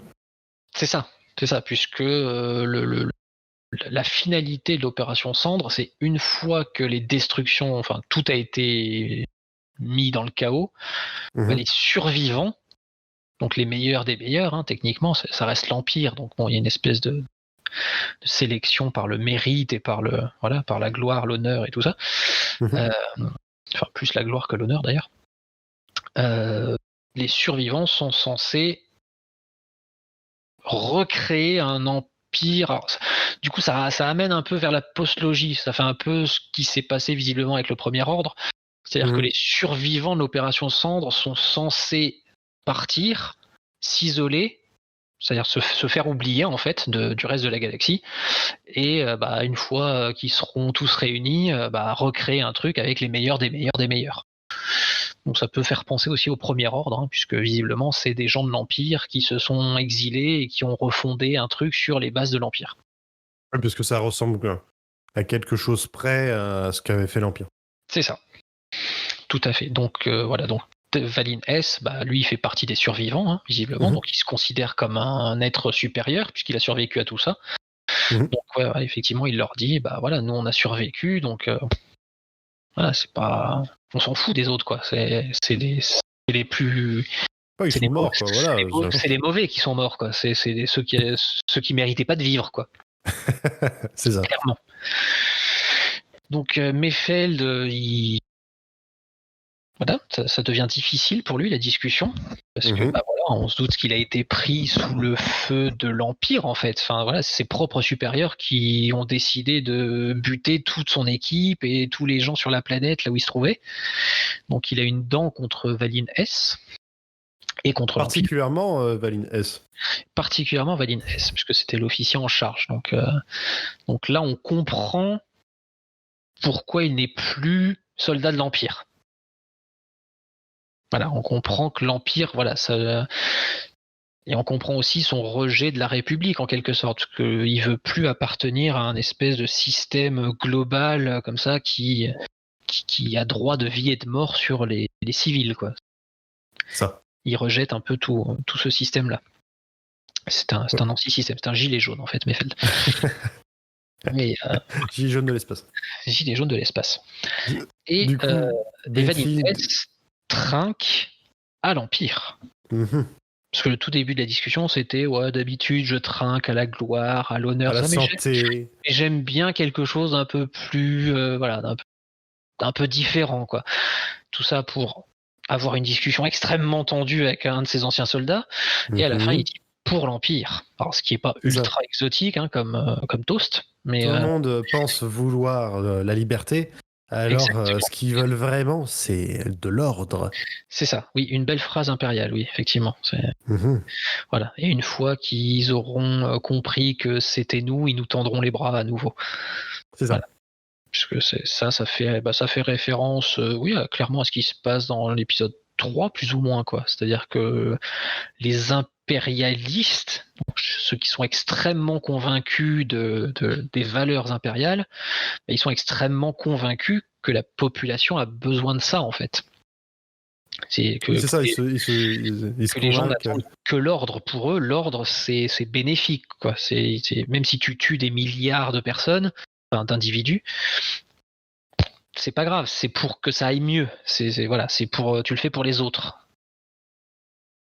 Donc ils ont quand même un léger pet au casque, mais bon, après c'est le totalitarisme, donc ils sont convaincus de leurs bonnes intentions. C'est ça. Donc ils trinquent à l'Empire et Mayfeld le tue. Pète un câble. Il agit par énervement, probablement. Oui, cette petite phrase sur l'ordre et la liberté, ça le, voilà, c'est la goutte d'eau qui a fait déborder le Mayfeld. Du coup, il dégaine et il tire sur un officier supérieur qui visiblement est le plus gradé du mess là, enfin de toute la base, au milieu du mess des officiers. C'est ça, ce qui démarre bien évidemment une fusillade. Une belle fusillade avec une petite réaction très sympathique du trooper qui avec son petit plateau. Non, mais... En mode je suis à la cantine, mais je viens de voir un truc bizarre. Qu'est-ce que tu viens de faire? On sent son air un peu con derrière le casque, genre qu'est-ce qui se passe? Oh putain, j'ai pas mon flingue, j'ai mon plateau. Moi, je voulais juste prendre ma ration, être tranquille. Oh merde. Mauvaise journée. Mauvais endroit, mauvais moment. Mauvais endroit, mauvais moment. Pareil pour Din Djarin d'ailleurs, qui est un peu en mode. Qui est aussi surpris que le trooper. C'était pas le plan. C'était clairement pas le plan. Et ensuite, il remet son casque. Oui, voilà. Mayfield lui dit vas-y, c'est bon. J'ai jamais vu ton visage. Voilà, j'ai pas vu ton visage. Pas besoin, voilà. Donc là, il y a en l'espace de quelques secondes, il y a une espèce de relation de confiance totale entre les deux. Alors que jusqu'à présent, c'était vraiment le cas, quoi. Enfin, je veux dire, c'est vraiment le cas, surtout que dans l'épisode, on a fait la rencontre de Mayfield. Ils se sont quand même opposés assez violemment. C'est ça. Donc ils se méfiaient l'un de l'autre, quoi. Donc et là, hop, ils ont une espèce de, c'est même pas de but commun parce que Mayfeld il s'en fout en fait de gros goût. Enfin, voilà, il le connaît à peine, donc il s'en fout, quoi, clairement. Mais je pense qu'il y a quelque chose de commun entre les deux, cette espèce de, tu vois, de mission ailleurs. C'est-à-dire que pour Mayfeld, c'était sans doute retrouver un jour Valine S et le défoncer. Donc c'était mal parti puisque le mec était un criminel et qu'il allait finir en prison, donc je pense qu'il avait un peu mis ça sous le tapis. Ouais.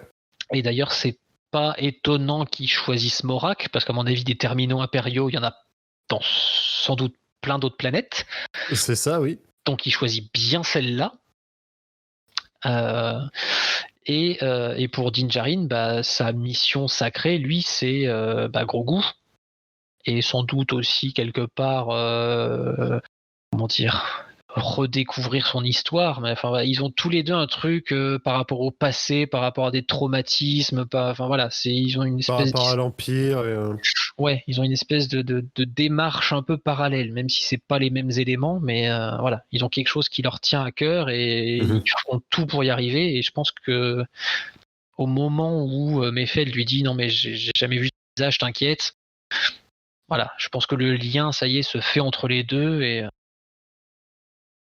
c'est parti pour la castagne en fait. C'est ça. Donc, ça se menace, ça tire. Il y a un petit côté Tarantino Oui. dans la scène, moi je trouve. Alors dans l'espèce de montée comme ça, crescendo de la pression.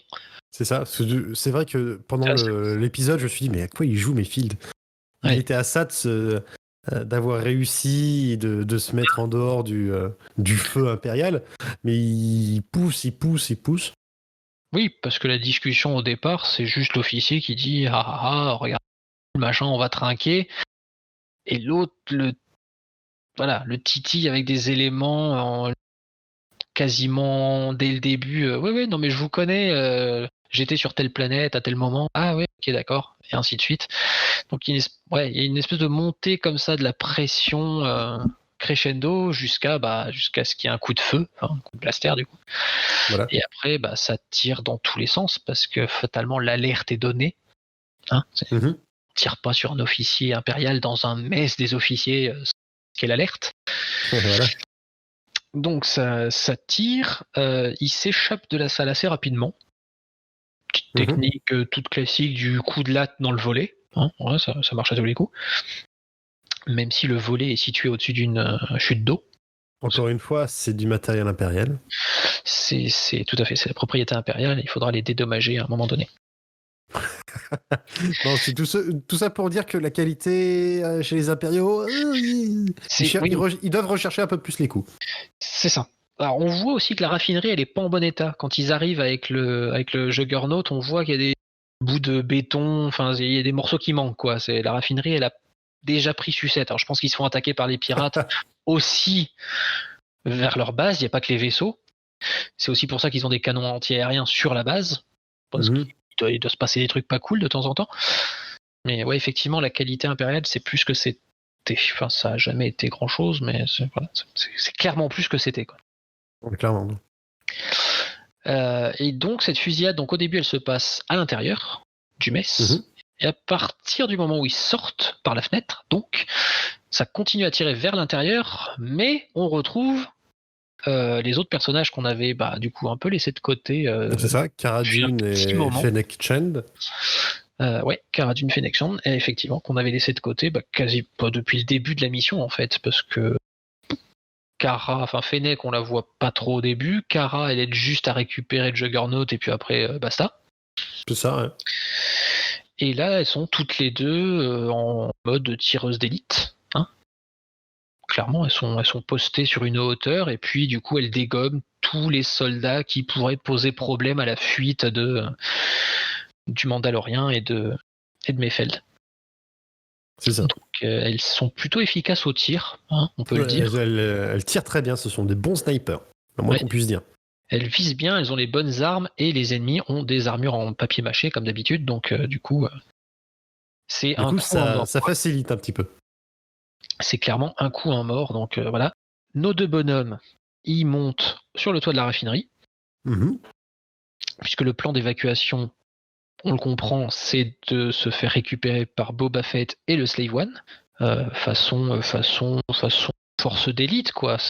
C'est ça, vas-y, on saute dans l'hélicoptère et on se tire. C'est ça. Donc, ils sautent dans le Slave One, ils se tirent.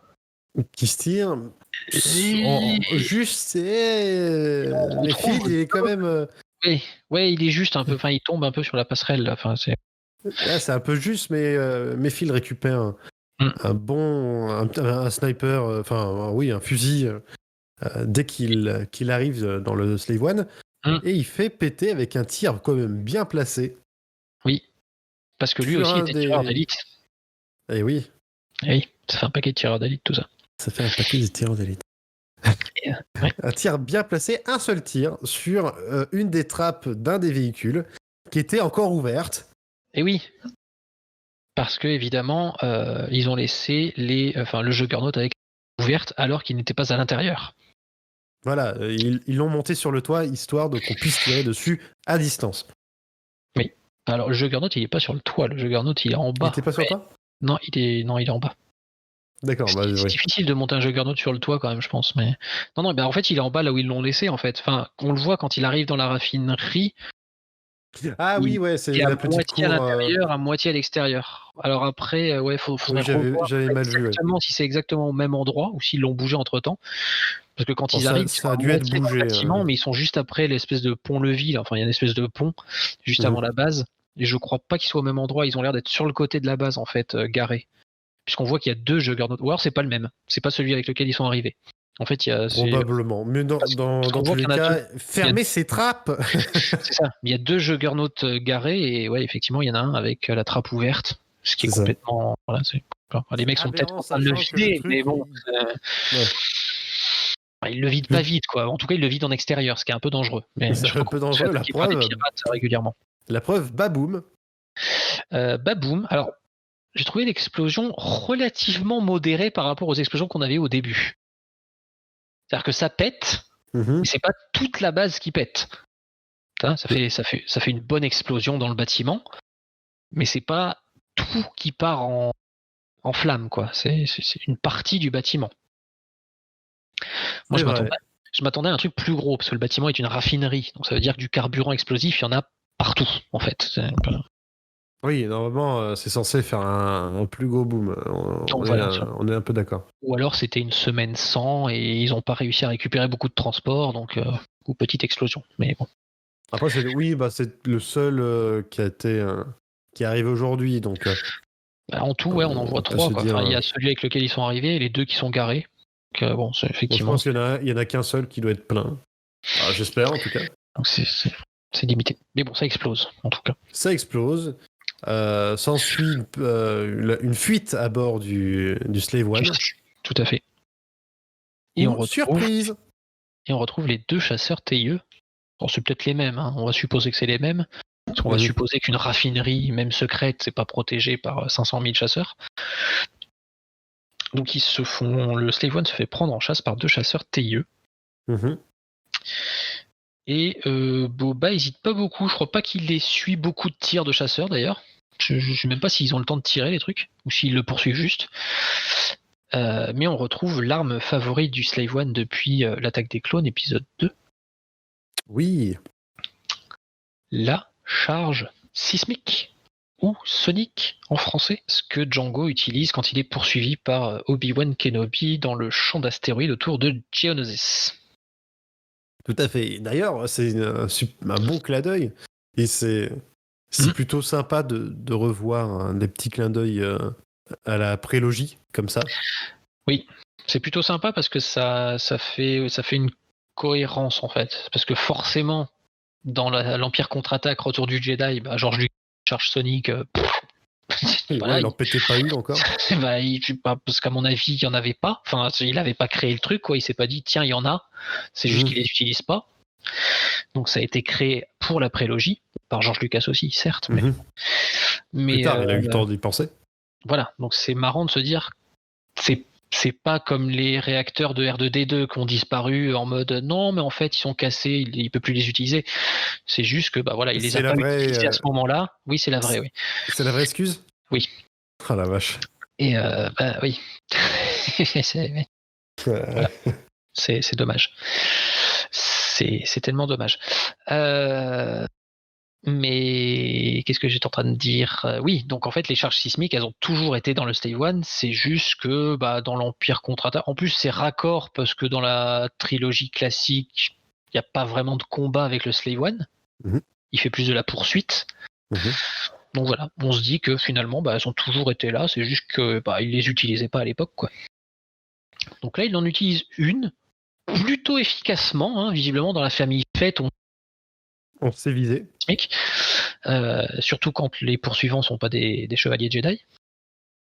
Surtout. Et donc, et en plus, c'est normal, mais ça fait plaisir que ce soit le même effet sonore. Oui, oh la vache. C'est évidemment normal parce que voilà, c'est pas un effet sonore des années 80, donc c'est un truc voilà, c'est créé numériquement. Je pense qu'il y a juste à mettre chargesonic.mp3 sur le film et puis ça passe. C'est souvent comme ça qu'ils font d'ailleurs à Hollywood. Hein. Je pense que c'est comme ça qu'ils font. On va pas se mentir. Hein. Ils font tout sur Windows Media Maker, là, Movie Et pour Maker. le son, ils utilisent Audacity, et bien évidemment. Évidemment. Oui, bien sûr. Ça critique les gens qui utilisent Audacity. Je vais rien dire. Mais du coup, ouais, même son, même effet visuel aussi, avec cette espèce de contraction, silence, puis explosion. Explosion, c'est un peu le même effet que Ryan, non pas Ryan, JJ, Ryan, mon dieu, putain, j'ai failli faire de la merde. DJ, Ryan. Non, que Ryan Johnson a utilisé dans le 8 quand le vaisseau de Snoke se fait détruire. Avec le côté, tu vois, silence, contraction, silence, et d'un coup, hop, le son.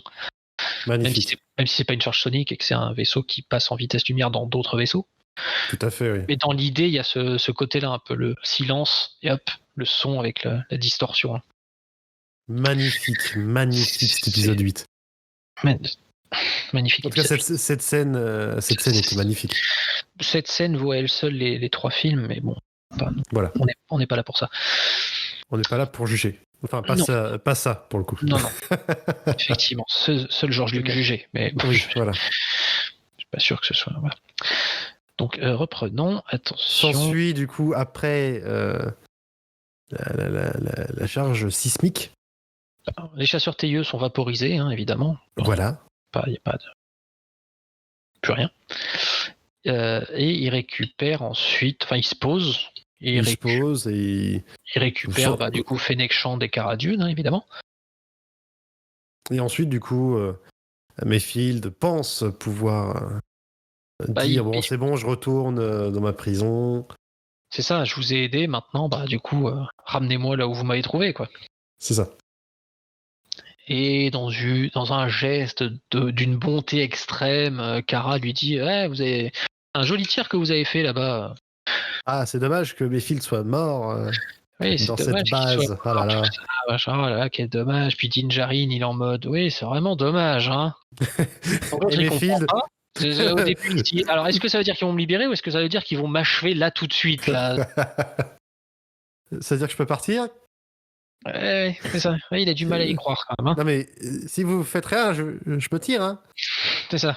Puis Din Djarin lui fait un petit signe de tête, genre non mais barre-toi par contre. Vas-y. Tire-toi. C'est maintenant ou jamais quoi. Vas-y. Et du coup il s'en va plutôt content de se retrouver sur une planète avec rien. Voilà. Mais c'est peut-être sa planète d'origine, hein, ceci dit. Hein. Peut-être, on ne sait pas. On ne sait pas d'où il vient, c'est vrai. Puis de toute façon, du coup, c'est lui qui a dit ouais, je sais sur Morak, il y a une base secrète, nanani, nanana. C'est vrai. Avec donc le terminal. il a sans doute déjà peut-être qu'il connaît. Ouais. Et puis il a l'air plein de ressources, donc même si c'est pas de là qu'il vient, il arrivera à ressortir, je pense. Oh oui, il y a des chances. Et ensuite, du coup, on retrouve la même équipe qu'au tout début. Mayfield, sauf Mayfield évidemment, qui vient d'être libéré. Et là, c'est le prochain cap, c'est est-ce qu'on a récupéré les coordonnées? Oui, donc on y va. Et il se lance. Une transition fondue sur le croiseur Architects. C'est ça. Avec pas grand chose. Enfin, voilà, c'est un joli plan, effectivement, avec un angle. On est en dessous, face au croiseur. Donc c'est sympathique, qui est toujours en train de faire route, en fait, parce que, mine de rien, depuis le moment où ils ont récupéré Grogu, ils sont en voyage. Ils sont visiblement pas arrivés là où ils doivent arriver. Parce qu'on sait pas où ils l'amènent encore. Donc ils sont dans l'espace. Alors ils sont plus en hyperespace, si je dis pas de la merde. Ils sont dans l'espace. Dans l'espace. Donc ils sont peut-être arrivés, mais on sait pas où, puisqu'on voit pas de planète. On voit juste le vaisseau dans l'espace. Donc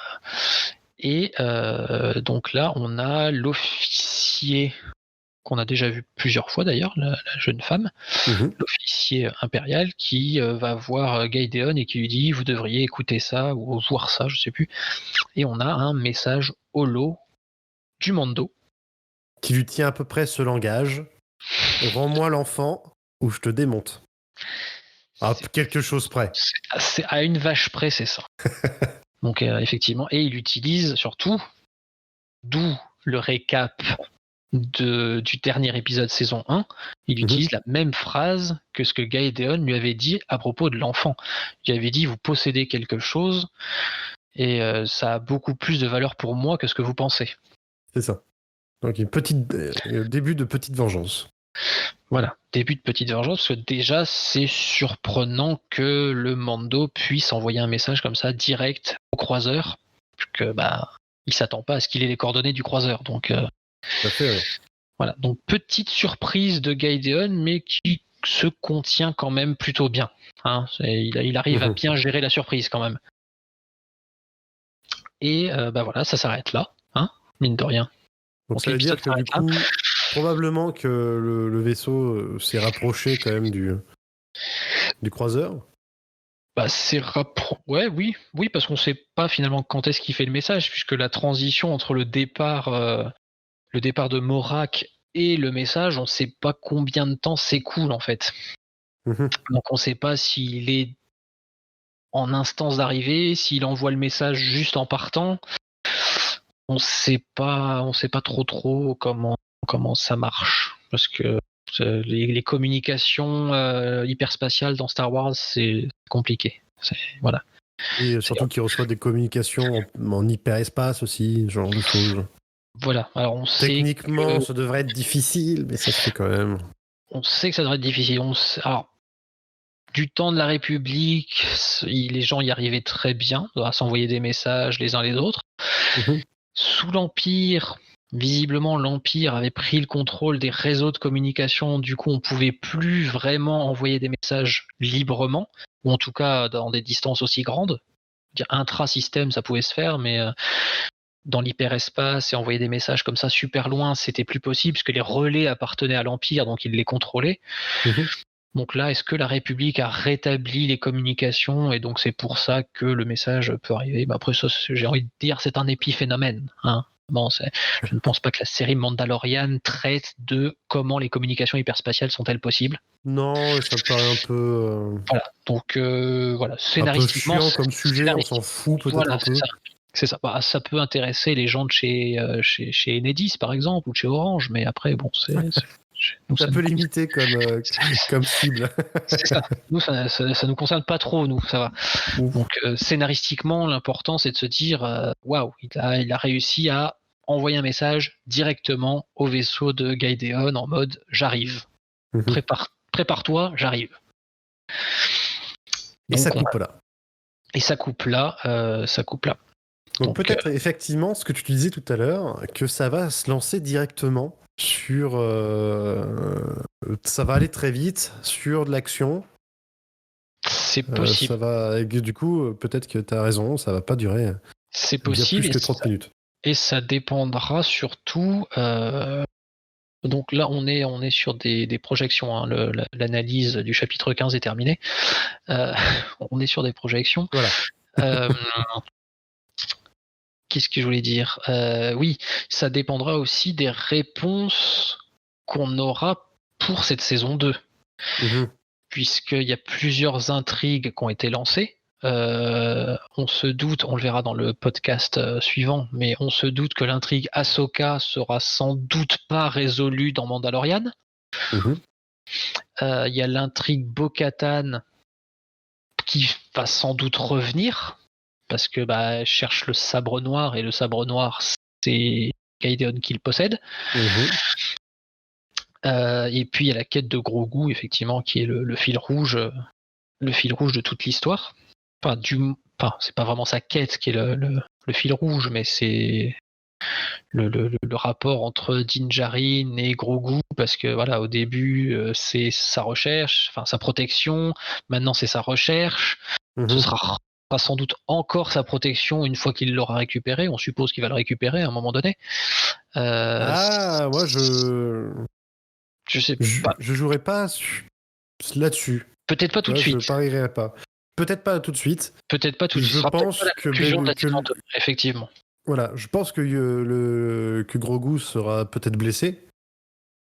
Ou voire va peut-être mourir, je ne sais pas, mais en tout cas, ce serait un beau. Je le vois pas mourir, je pense que ce serait Je le vois pas effectivement mourir, mais. Je pense que ce serait un contresens marketing total. Ça sort du cadre du scénario, mais je pense que ce serait un contresens marketing total. Vendre des poupées de bébés morts, je suis pas sûr que ça soit très. Pour Noël 2021, prenez cette poupée Grogu mort. Waouh. C'est vraiment génial. Vous l'avez trouvé mignon pendant 2 saisons, regardez comme il est mort maintenant. Regardez-le, qu'est-ce qu'il est mignon maintenant, tout bleu. Il est mort mignon. C'est pas mal. Mais oui, non, effectivement, la conclusion de la saison 2 sera peut-être pas qu'il le récupère. Parce que, mine de rien, le chapitre 14 nous a rajouté un élément, c'est que Grogu a très certainement provoqué quelque chose dans la Force. Oui. Quand il est allé sur Titon, sur la pierre de vision, là, le moment où il est en complète méditation, tout ça, si ça s'arrête à un moment donné, c'est pas que parce qu'il est fatigué et qu'il a épuisé toutes ses forces. Je pense qu'il y a dû y avoir un contact, il y a eu quelque chose. Quelqu'un a dû repérer son gros goût signal. Et du coup, techniquement, d'après Ahsoka, c'est Ahsoka qui nous le dit dans son épisode, si on le met sur la pierre de vision, un Jedi viendra le chercher. Un Jedi sentira sa présence dans la Force et essaiera de venir le récupérer. Alors, si le Jedi débarque sur Titon, il va pas être déçu parce que il y a personne. À part un cercle de pierre et une épave de vaisseau, il va pas trouver grand-chose. Ouais, mais, du coup, est-ce que ça serait pas là qu'on aurait peut-être un caméo d'un jeune Luke Skywalker ou... Ça pourrait être possible. D'un jeune Luke Skywalker qui est en plein réorganisation du temple.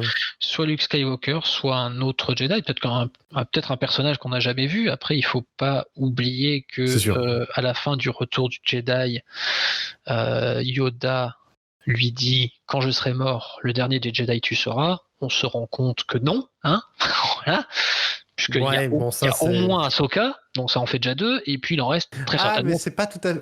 Avec Ahsoka, c'est pas tout à fait pareil. Oui, parce qu'Ahsoka, c'est une Ahsoka Jedi... n'est pas une Jedi, oui, effectivement. Voilà. Mais bon, c'est non, mais c'est des petites magouilles internes à l'univers. Hein. Oui, après tu sais. Plus une tripotée de forceux qui se baladent, parce que l'univers étendu sur plusieurs années, plusieurs décennies. Avec un type à la tête qui change un peu d'avis et qui change tout court. Voilà.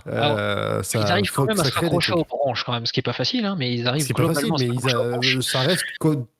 Ça reste. Après, on peut toujours dire que Jedi, ça peut être quelqu'un qui a été formé par un maître, ce que Ahsoka n'est pas du tout, puisqu'elle est formée par Anakin, qui n'est pas un maître. Voilà, ça peut. Voilà. Puis Ahsoka, elle est partie de l'ordre Jedi, donc voilà, puisque le Yoda du Retour du Jedi est censé savoir que Ahsoka est partie. Donc, même si en 83 personne n'était au courant, mais voilà. Donc c'est compliqué. Donc on ne sait pas vraiment quel Jedi, quel personnage peut avoir entendu l'appel de Grogu. Mais voilà. Donc ça rajoute une couche à éventuellement le dernier épisode, parce que peut-être que dans la conclusion de la saison 2, on aura le dit personnage, ou plusieurs, hein, peut-être qu'ils sont plusieurs à avoir entendu l'appel de Grogu. Ça pourrait être sympa de voir débarquer plusieurs Jedi.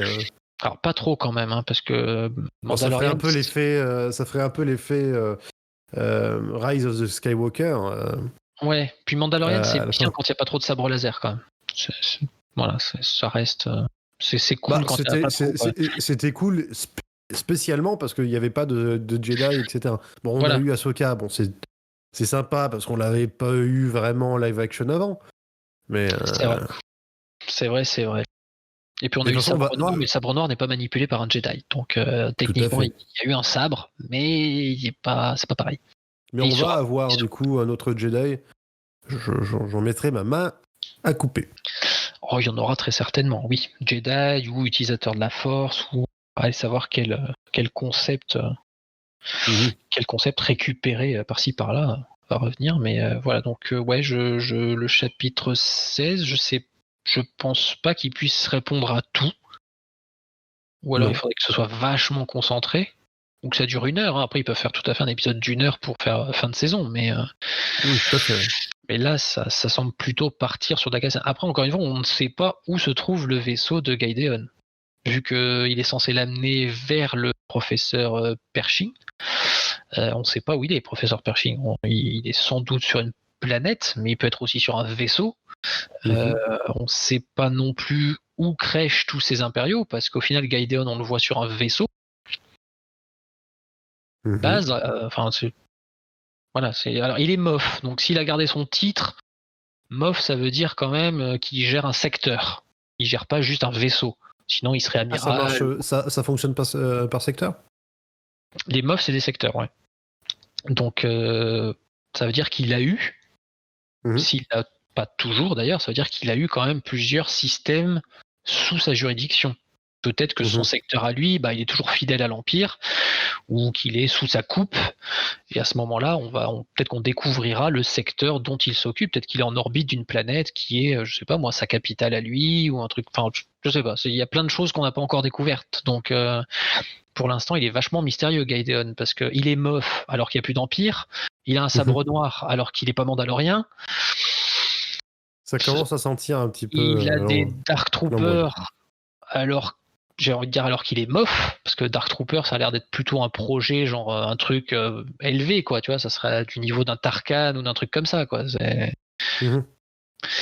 Bon, voilà, il y a plein de choses qu'on ne sait pas sur ce personnage, mais il a l'air d'en avoir encore sous le coude, et il me semble que l'acteur, ce formidable Giancarlo Esposito, je crois qu'il s'appelle, c'est ça, hein, ouais.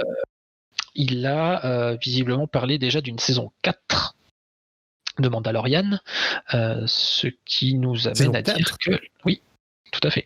Ce qui nous amène à dire que la saison 3 est officielle et qu'elle sortira autour de Noël 2021. Bon, c'est ça, un an. Donc un peu plus tard que le début des saisons 1 et 2 qui étaient sortis, si je dis pas de bêtises, en octobre-novembre, plus tôt.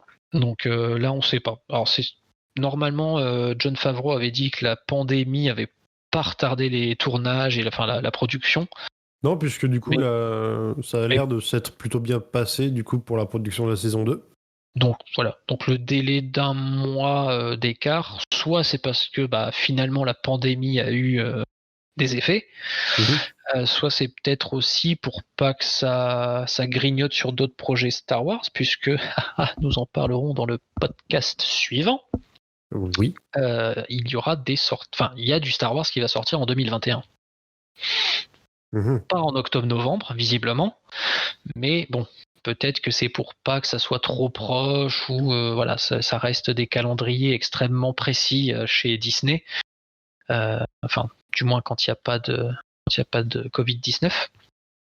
Mais en général, tout est plutôt bien calibré pour pas que les séries se chevauchent, se phagocytent, pour pas que les films gênent les séries, que les films gênent les films, etc. etc. Et parce que aussi, suivant s'il y a des acteurs, par exemple, qui peuvent être sur plusieurs projets, du coup, ils peuvent pas tout tourner en même temps. Donc, Jon Favreau, ça reste quand même un réalisateur Disney maintenant, hein, puisque il a fait du Marvel, il fait du Star Wars. Donc, Puis il y a des acteurs qui font les deux. Enfin, il y a des acteurs qu'on est susceptible de retrouver, notamment, je rebondis sur l'apparition du jeune Luke Skywalker éventuel. C'est Sebastian Stan qui serait, d'après les rumeurs, les fans, tout ça, machin, et parce qu'il ressemble un petit peu à Mark Hamill jeune. Après, encore une fois, qui aurait été bien pour jouer Luke Skywalker, mais Sebastian Stan, c'est le soldat de l'hiver. Oui, mais après, il y a eu des fan casting dans ce genre, comme Ahsoka d'ailleurs. Hein. L'actrice a été vue dans beaucoup de fans, comment ça s'appelle, de création de fans en Photoshop, ce genre de choses. Il y avait eu aussi Lando avec le jeune le jeune acteur qui joue dans Community, qui est Oui. aussi Donald Childish Glover. Gambino. Voilà, c'est ça. Tout à fait. Donald Glover. Qui n'a rien à voir avec la Totally Spies, évidemment. Totalement. Référence. Merci. Référence franco-française. Exactement. Du coup, ils ont l'air d'accepter les castings de fans comme ça et se dire oui, effectivement, c'est une bonne idée. Donc Sébastien Stan a l'air de. Ça pourrait, mais le soldat de l'hiver, il est quand même super mis en avant. Je veux dire, c'est pas un personnage, tu vois, c'est pas une silhouette derrière dans un film Marvel.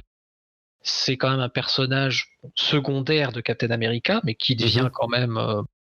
Il devient pas top de l'affiche, hein, parce que ça reste Captain America, mais bon, il est quand même avec les Avengers et il va avoir sa série. Donc, Ah oui, c'est vrai. ça risque d'être difficile. Ça va être un peu compromis, Ça effectivement. risque d'être difficile. Après, si c'est juste un caméo, entre guillemets, c'est juste genre tu fais une apparence, ça dure. Une apparition, pardon. S'il fait une apparition, ça dure 2 minutes, on voit Luke, pas que ce soit en hologramme, en vision, un truc comme ça. Oui, pourquoi pas le prendre lui, quitte à modifier un peu numériquement pour que ça fasse plus Mark Hamill. Pourquoi pas? Oui, bah à ce moment-là, Après tout, ils l'auront si sous c'est la main. modifié C'est un acteur numériquement. Disney, donc bon, pourquoi pas? Bon, Enfin, je veux dire, après, si c'est modifié numériquement, autant prendre un random et mettre le visage de Mark Hamill par-dessus. ouais, mais j'ai cru comprendre que s'il y avait quand même quelques traits de visage un peu communs, c'était plus facile. Genre Tarkan dans Rogue One, l'acteur ressemble pas à Peter Cushing, Non. mais il a le côté un peu joue creusé comme ça, un peu mince et tout. Bah, ça aide quoi. Enfin voilà, c'est. Oui, mais après, voir si c'est pas. À voir.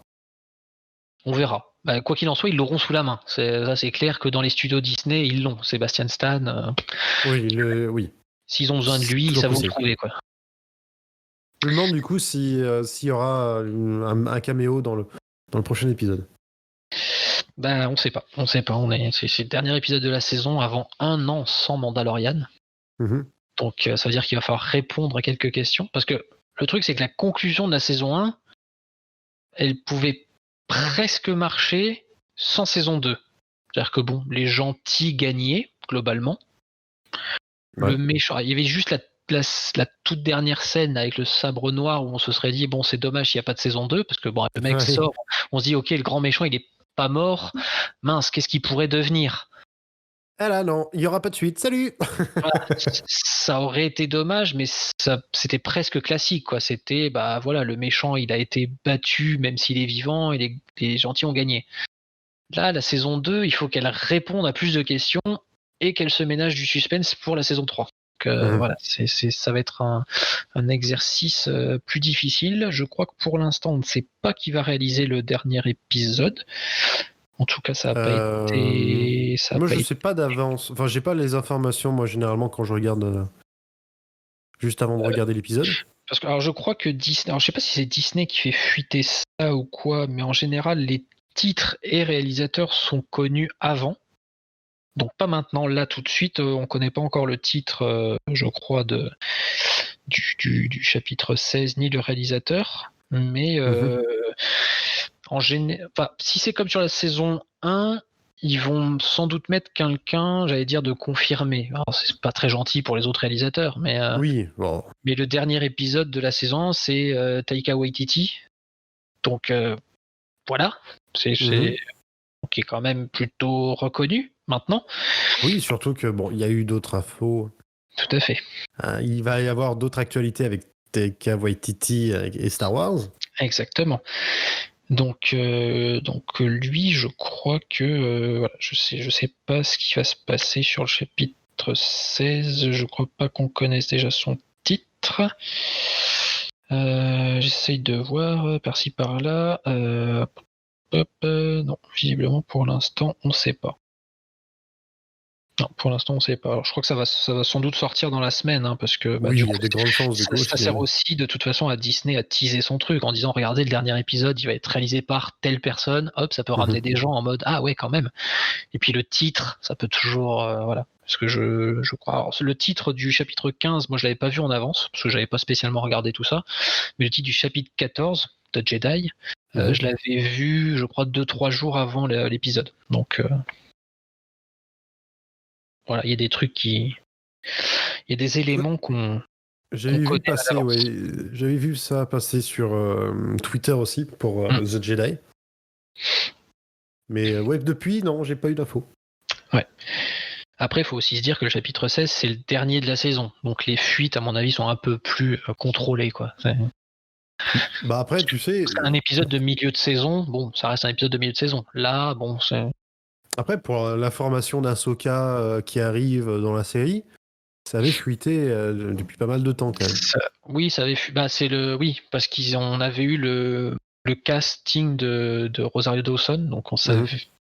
On se doutait qu'elle allait jouer Ahsoka, parce que voilà, tout comme on savait qu'il y avait Temuera Morrison et qu'on se doutait qu'il allait jouer Boba Fett. Voilà, c'était Ça, pas c'était des confirmé fuites à au final. 100%, mais Parce que du coup, c'était des c'était pas fuites. Mais officiel. après, vous savez, monsieur, en 2019-2020, les fuites, on sait pas trop d'où elles viennent, quoi. Ça peut venir des studios, comme ça peut venir de gens qui ont fréquenté les, je sais pas moi, les boîtes de casting, des gens qui connaissent Les gens quelqu'un, qui qui font connaît les effets quelqu'un, spéciaux. etc.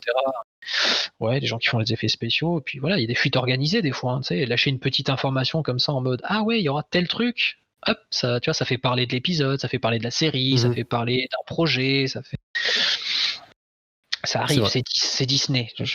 Ils ont beau presque tout contrôler, ça n'empêchera pas les fuites involontaires, mais globalement, ça va quoi.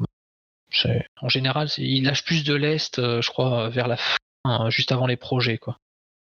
Histoire que les gens se fassent pas trop d'idées pendant trop longtemps, je pense. Mais voilà, donc je pense qu'on peut conclure là-dessus. On peut conclure là-dessus. Le chapitre 15, vu qu'on a parlé aussi du chapitre 16, qui n'existe pas encore. Pas encore. Il existe, mais dans nos têtes. Et dans nos cœurs. C'est beau ce que vous dites. Je sais. C'est tout à fait beau. Donc voilà, on se retrouve la semaine prochaine pour parler du chapitre 16, dernier chapitre de la saison 2 de Mandalorian. Donc avec sans doute plein de choses à dire, on espère. Et on essaye de se retrouver cette semaine pour parler des annonces Disney, des annonces lors du Investor Day, tout à fait. du jour des investisseurs. Tout à fait, plein d'annonces. Alors beaucoup d'annonces, je sais pas si on parlera de tout, mais essentiellement Star Wars Marvel. Et on va essayer d'aborder les plus grosses annonces, les plus grosses affiches de ce qui a été annoncé lors de cet événement. Donc merci à tous de nous avoir suivis lors de ce deuxième épisode. N'oubliez pas de nous suivre sur Twitter, sur YouTube, et le podcast est disponible sur à peu près toutes les plateformes de streaming. Exactement. Donc voilà, merci à toutes et à tous, et que la force soit avec vous. Salut! Retrouvez Carl et Monsieur Dodo dans DKP Podcast.